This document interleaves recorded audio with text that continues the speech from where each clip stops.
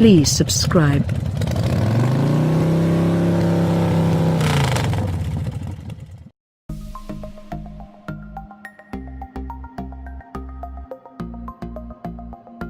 Porsche, the venerable German maker of sports cars, just rolled out the hybrid version of the current Cayenne.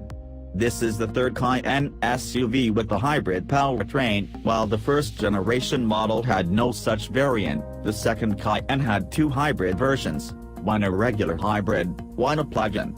That means there are as many generations of Cayenne hybrid as there are of the Honda Insight, which was the first hybrid of any sort offered on our shores.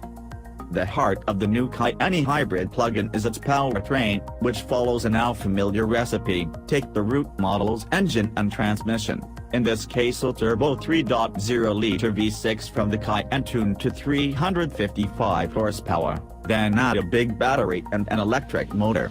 The engine carries over from the base model essentially unchanged, save for the lack of a second serpentine belt. The single ancillary drive is for the engine's coolant pump. An AC compressor, handling both the cabin and battery cooling chores, is driven by a motor fed from the high-voltage traction battery. There is no alternator or conventional 12-volt starter. Unlike many hybrids that carry a sometimes redundant and heavy starter motor, all the E-Hybrid's engine starts are handled by the 134-horsepower AC motor that also contributes to propulsion. Normal 12-volt electronic systems, like engine operation and infotainment, are handled by the high-voltage battery through an inverter. According to Friedemann Heller, powertrain product line manager for SUVs at Porsche, engineering the single motor to handle the difficult duty of a cold engine start was a worthwhile effort for the weight savings.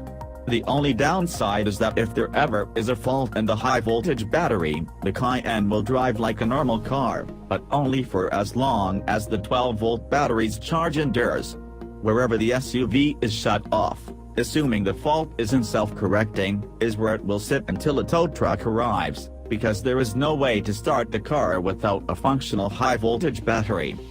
To make the electronics even more confusing to the average Joe, there also is a 48-volt subsystem on every Cayenne E-Hybrid. Whether or not it has the optional Porsche Dynamic Chassis Control, $3,590, with its active front anti-roll bar. An active rear anti-roll bar is standard, hence the necessity for the 48-volt system on all examples. The standard rear bar counters the effect of mounting the 287-pound, 14.1 kilowatt-hour high-voltage battery below the cargo floor but well above the rear differential. The conversion to hybrid propulsion adds about 680 pounds to a base Cayenne, according to Porsche. That makes the plug-in around 260 pounds heavier than the 550 horsepower V8-powered Cayenne Turbo, but you'd be hard-pressed to feel the added mass from behind the steering wheel. Between the standard adaptive dampers and the optional air springs, $2,170, PDCC, and rear axle steering, $1,620. The Cayenne E-Hybrid does an amazing impression of a sporty wagon by nullifying body roll without making the ride harsh. The E-Hybrid also is a nice place to spend extended periods of time as road noise is well hushed, even on the optional 21-inch wheels. 19s are standard, 20s and 22s also are offered. A dial inside the rim of the steering wheel at the 430 position selects from 4 main driving modes that vary the suspension, engine, electric motor, and transmission behavior. E-Power is the default mode and relies solely on the motor to drive the wheels. Hybrid Auto mode leaves the blending of electron and gasoline power up to the car's computers, which will drive the wheels in the most efficient way. In Sport mode, the V6 is always running, gears are held longer, and the various suspension elements get firmer. Sport Plus ratchets up the chassis even further. 2 sub-modes of Hybrid Auto allow the car to charge the battery itself or hold the battery's state of charge for later use. These are activated via the infotainment interface. Both the engine and the motor turn at the same RPM. Swaps from electric drive to hybrid and back are utterly seamless. initial tip-in from the start is damped by the torque converter and bolstered by the motor's 295 pounds-to-foot of torque, which is available from 100 revolutions per minute to 2,400 revolutions per minute. By that point, the engine's peak torque of 332 pounds-to-foot is available. Working in concert, the engine and motor serve up 516 pounds-to-foot between 1,000 and 3,750 revolutions per minute, but, more important, 455 horses at 6,400 revolutions per minute. Sport and Sport Plus also ready the temporary boost mode, which, when activated by pressing the button in the middle of the mode selector dial, delivers a 918-like boost to the electric half of the powertrain for maximum acceleration. Sprints to 60 miles per hour should take about 4.4 seconds, a massive improvement of 0.8 seconds over what we extracted from the outgoing Cayenne E-Hybrid. Finally, EPA estimates are still pending, but we expect the new Cayenne E-Hybrid to be capable of about 20 miles of range with a fully charged battery, up from the previous model's 14. The EPA combined estimate should flirt with 25 miles per gallon, or on par with the BMW X5 xDrive 40e. When fitted with the optional 7.2 kilowatt onboard charger, $840. A fully drained battery will recharge in about 2.5 hours on a level 2 connection, 32 amps. With the standard charger, 3.6 kilowatts, that time grows to 4 hours. But most wagons, let alone hybrids, can tow 7,716 pounds. And it is for this reason that the Cayenne has its own powertrain, distinct from that used in the Panamera's hybrid variants, complete with a torque converter and planetary automatic instead of a dual-clutch transmission. Sure, it could have been done with PDK, but Porsche's standards for initial tip-in couldn't have been met. Pulling away with a loaded trailer on a hill, for example, wouldn't be buttery smooth. The powertrain arrangement, from tip to tail, is as follows: engine, clutch, electric motor, torque converter, 8-speed gearbox, hang-on all-wheel drive coupler, and electronically controlled clutch, drive shaft, rear differential. This arrangement means that if the car is moving, the motor is spinning.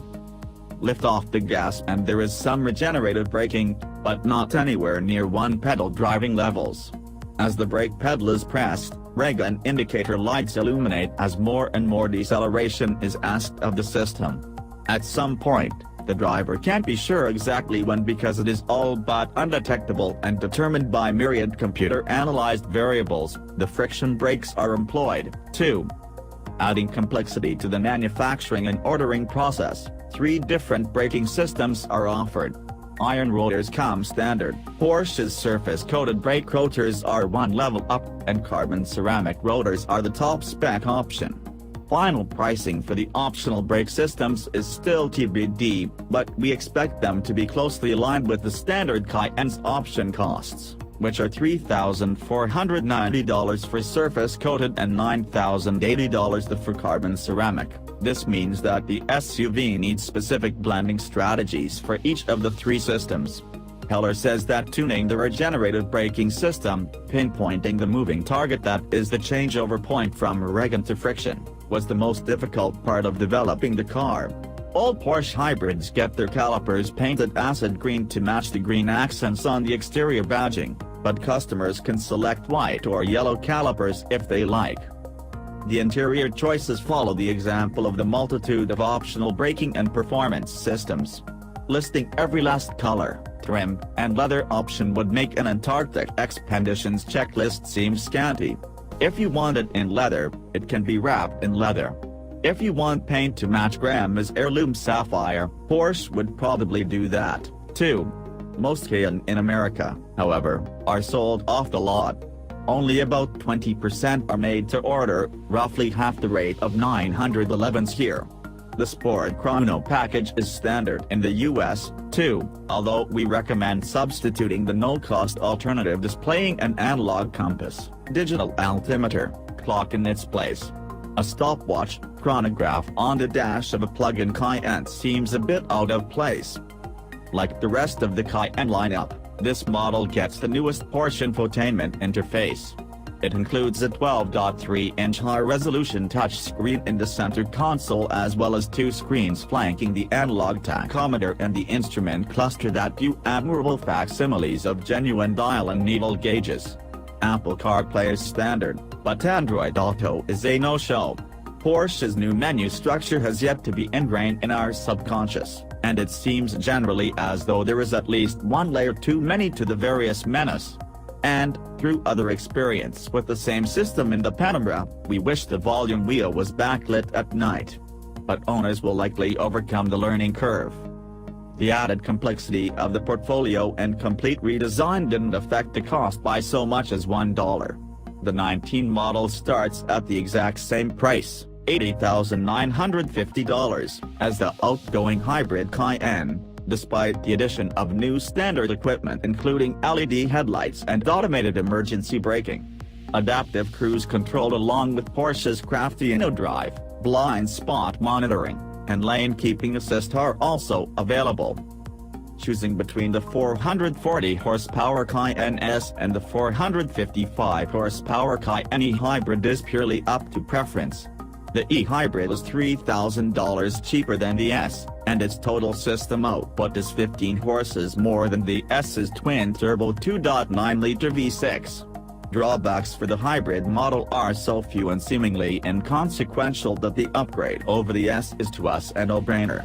If Porsche's hybrid models continue to improve this much with every generation, the company's status as a sports car icon might be usurped by renown for hybrid expertise. While that's highly unlikely, Porsche, please don't forget about all your wonderful sports cars. We'll agree not to, either.